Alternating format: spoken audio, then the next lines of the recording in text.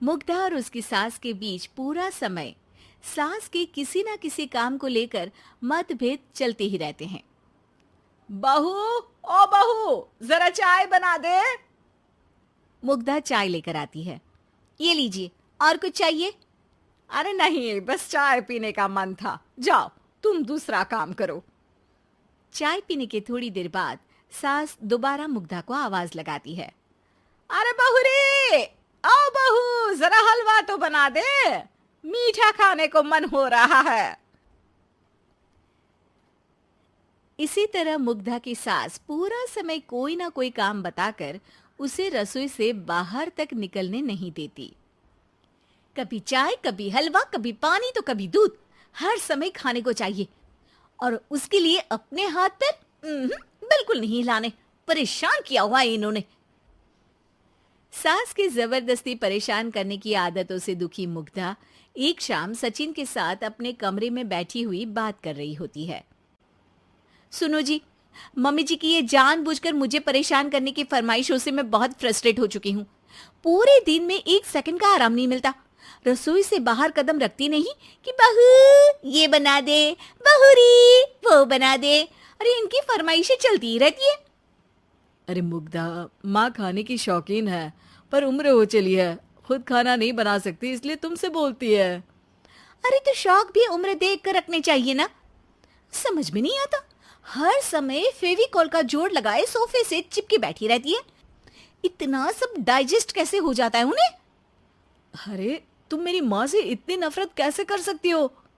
मैं उनसे नफरत नहीं करती जी, बस परेशान हूँ।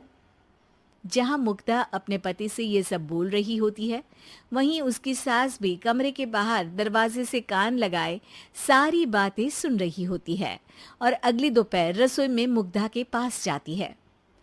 बहू, आज ना मेरा कुछ मसालेदार खाने का मन है। तो चाय बना दूं? मुझे बहुत पसंद है। अरे ना, ऐसा कर लिट्टी चोखा बना ले। और हाँ, जितना मसाला बातों में मिलाकर पति को सुनाती हो ना, सब्जी में भी वैसे ही डाला करो, खाना स्वादिष्ट बनेगा। सास की बात सुनकर मुग्धा हैरान रह जाती है। मतलब अब पूरा समय मुझ पर हुक्म चलाने के साथ बंद कमरे में हुई पति पत्नी की बीच की बातें भी सुनती है? अरे बात जब मेरी थी तो सुनने में क्या दिक्कत है? ये कहकर सास वहां से चली जाती है। अरे अब तो हद पार हो गई। इस तरह से तो ये मेरा जीना मुश्किल कर देंगी। मुग्धा सास की हरकतों से परेशान उसका हल सोचने लगती है और इसी तरह कुछ दिन बीत जाते हैं, जिसमें सास का जन्मदिन आता है। मुग्धा बहुत खुशी के साथ अपनी सास को एंड्रॉइड मोबाइल गिफ्ट करती है। मम्मी, आपको सबसे बात करने के लिए बहुत दिक्कत होती है ना?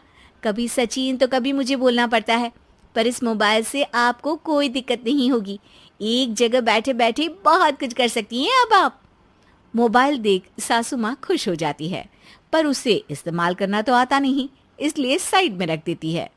जिसे देख मुग्धा घर का सारा काम छोड़ मोबाइल सेट कर सास को इस्तेमाल करना सिखाने लगती है, जिसके बाद अब सास पूरा समय मोबाइल में ही लगी रहती है। हाय, जब से मम्मी को मोबाइल मिला है मेरी लाइफ में कितनी शांति आई है। अच्छा है, इसी तरह बिजी रहे तो मैं भी सुकून की जिंदगी जी पाऊंगी।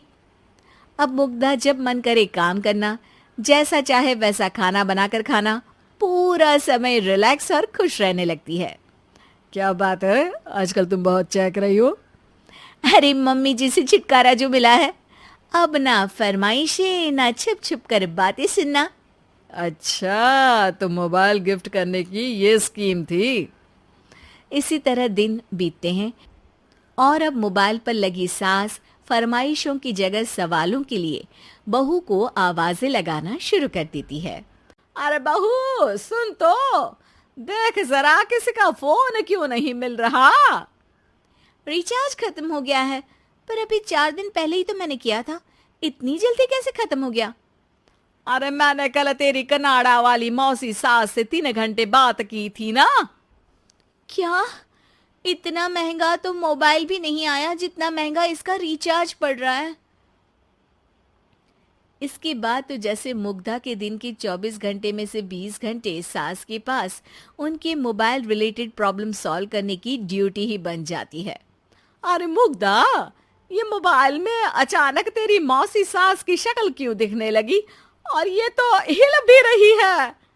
मम्मी, ये गूगल डुओ का वीडियो कॉल है। इसमें आप बात करने के साथ एक दूसरे की शक्ल भी देख सकती हो। अच्छा, ये तूने मुझे पहले क्यों नहीं बताया? अब बताने के लिए पहले नहीं बताया। इसी बीच सचिन भी वहां आ जाता है और सास अपनी वीडियो कॉल में बिजी हो जाती है। क्यों, सास बहू में क्या गपशप चल रही है? इसे गपशप नहीं, दिमाग का दही होना बोलते हैं। पर तुम तो मम्मी को मोबाइल देकर बहुत खुश थी, फिर क्या हुआ? हाँ, उसका सुकून भी कुछ ही दिन मिला।